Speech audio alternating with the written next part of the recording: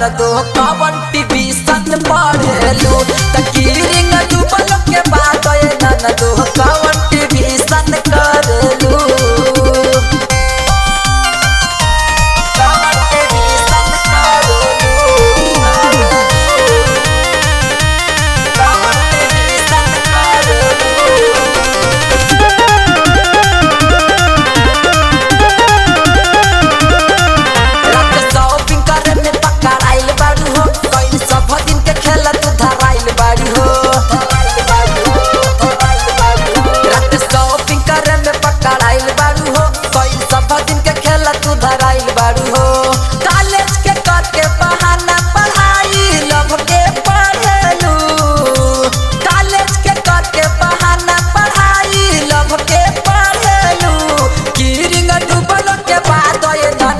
कवन टीवी सन पढ़ेलू तकीरिंग डूबल के बाद ननदो कवन कोचिंगवा करेलू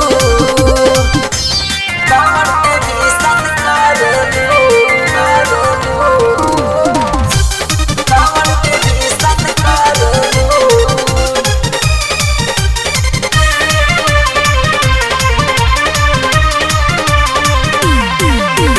रोज रोज हमारा से करता रुझान तोहर आशिक बाड़न अखिलेश बीरवा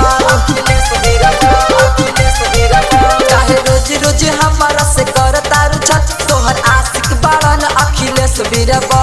हौले में घूसत देख प्रियांशु छूटा चढ़लू